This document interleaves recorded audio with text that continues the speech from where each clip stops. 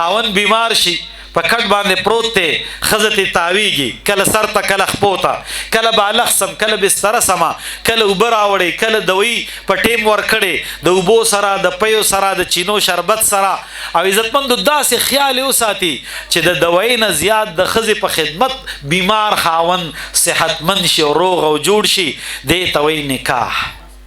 او همدغه رنګې که بیبي بیماره شي نو خاوند بیا په هغه ورځ دیړۍ له نه ځي په هغه ورځ مزدورۍ له نه ځي هیډ ماسټر ته